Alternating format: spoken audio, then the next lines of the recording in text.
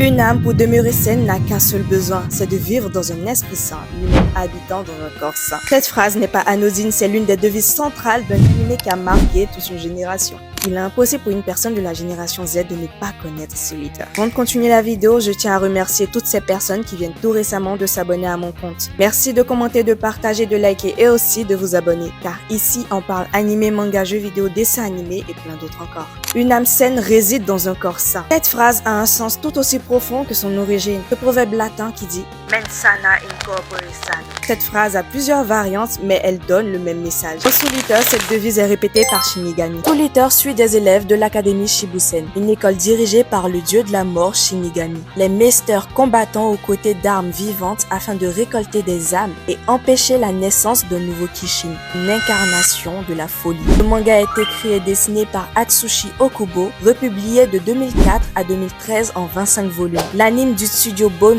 compte 51 épisodes diffusés entre 2008 et 2009. Un détail que beaucoup ignorent, c'est que l'anime rattrape rapidement le manga. Et à partir de l'épisode 38, il prend une direction totalement originale avec une fin différente. C'est pourquoi beaucoup de fans recommandent aussi de lire le manga. Il développe davantage les personnages et propose une conclusion fidèle à la vision d'Okubo. Le lien avec Fire Force, il est simple. Le créateur a confirmé ce que beaucoup soupçonnaient. Fire Force est un préquel de Soul Eater. La fin de Fire Force montre comment le monde évolue pour devenir celui de Soul Eater, créant un lien direct avec les deux séries. La plupart des shonen parlent de devenir plus fort. Soul Eater, lui, te parle de comment vaincre sa peur. Dans cet univers, la folie est une maladie. Plus tu as peur, plus tu cèdes à la folie. Chaque personnage lutte contre une peur différente. Maka a peur de ne jamais être assez forte. Sol a peur d'être faible. Black Star a peur de rester dans l'ombre. The Kid est prisonnier de son obsession pour la perfection. Kona est l'exemple parfait d'un enfant détruit par les traumatismes. La véritable bataille est donc psychologique. Le soleil qui rit, la lune qui grimace, les bâtiments tordus, les couleurs très contrastées. Cela représente un monde où la folie est omniprésente. Soul Eater n'est pas une histoire où il faut vaincre la folie. Une histoire où l'on apprend à vivre avec sa peur sans la laisser nous contrôler.